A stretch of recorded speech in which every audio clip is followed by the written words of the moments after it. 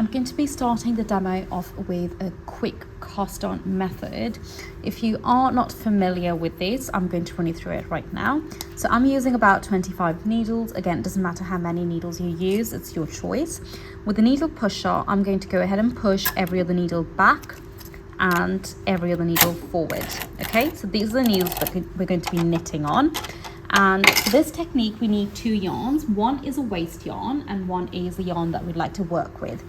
My waste yarn is this orange one, which is going to come off the knit. So it's not going to show, okay? Go ahead and just thread up the yarn as normal in your carriage, in the feeder. And go ahead and knit one row. Notice that I did not do the E-rack cast on, okay? It's just picked up on these needles.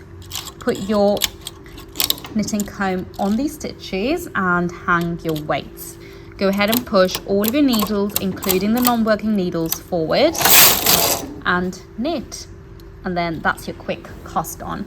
I would personally not recommend this for a final swatch. It's just if the yarn's going to come off, okay? Go ahead and knit quite a few rows. And that should be okay for this demo. And now I'm going to go ahead and now I'm going to change my yarn over to the yarn I'd like to use for the technique. Okay, so I'm just sticking with a normal with a basic yarn, which is mercerized cotton. And the first row that I knit is going to be a slack row. So my tension is 5 and my slack row is +2, which is 7. And I knit 1, okay, and then the remainder is going to be the amount of rows I'd like to knit. So I'm going to pick about maybe about 12 rows, okay? So 1, 2, 3,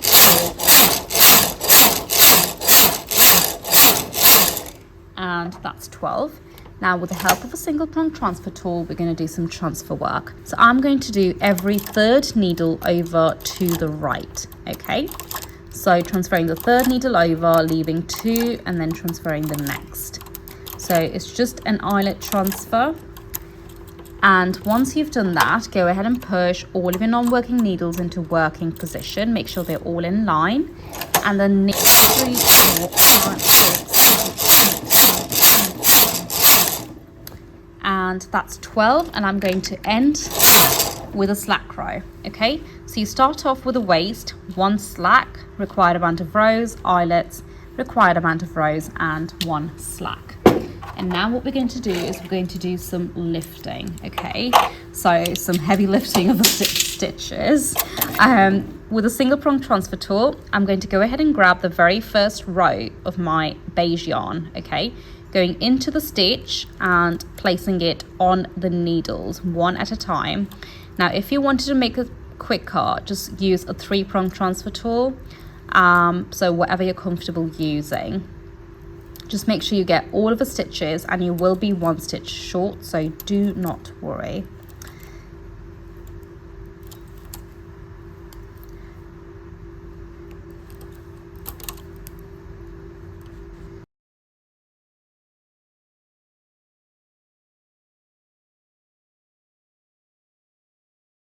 Once you've done so, push all of your needles forward, hang your weights back on, and knit.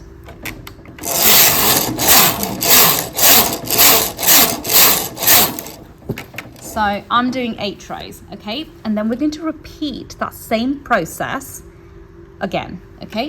First row is your slack row, and then you do, this time we're going to go down to 8 rows.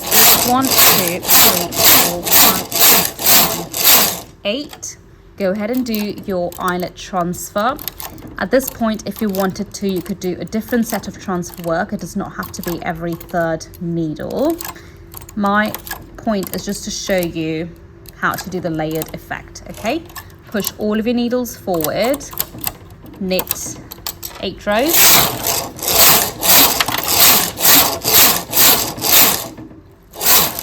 And then end with slack. So I did forget to do a center slack row, but just make sure you do that if you wanted to. Now, the reason we do a slack row in the beginning of this is so we can actually see the stitch. Okay, now it is a bit harder to see, so if you wanted to, you could actually use a different tension to this, but I think I'm good because I can actually see the stitches. So I will show you another way of doing this, but just go ahead and do the same thing, which is lift the stitches and place them on the needles.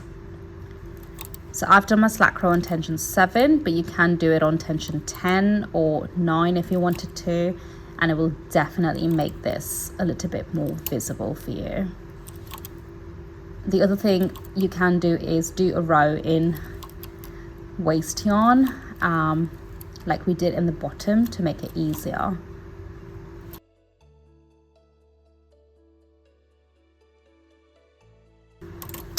Once you've done so, go ahead and push all of your needles forward, hang your weights back on and knit required amount of rows, tension 5. So after 7, okay, and now I'm going to knit the first row, which is a slack row, slightly looser. So I'm going to do tension 10 so you can see it, and then required amount of rows. So I'm going to go down to 4. I'm going to do a different set of transfer work. So I'm going to do every other needle. So essentially all we're doing is we're just repeating that manual tucking or lifting of the stitches every few rows, and then slack row in the center, tension 7, and then remainder 1, 2, 3, 4, slack row and lift the stitches up so you can see the stitches a little bit more clearer this time. Okay, a lot better. You won't see this on the front, so I suppose it doesn't fully matter.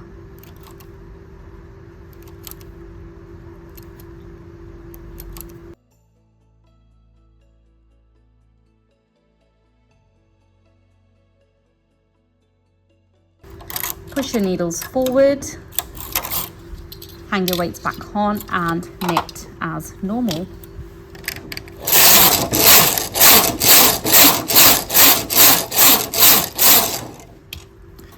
So I'm going to end this swatch here.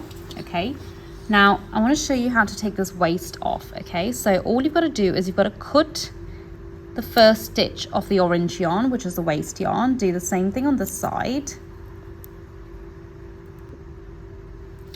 and all you've got to do is pull the orange yarn on that first row, and then the waist yarn comes off, and that's the edge. And that's the outcome of the swatch. So of course you can make changes to the number of rows that you knit in between to make them a lot more closer to each other, so it would be a little bit more layered.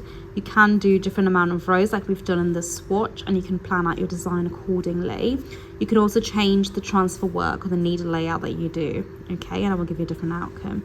So I hope you enjoyed that. Do subscribe to my channel if you haven't already done so, and don't forget to share your progress with me on Instagram. I'll see you next week. Bye.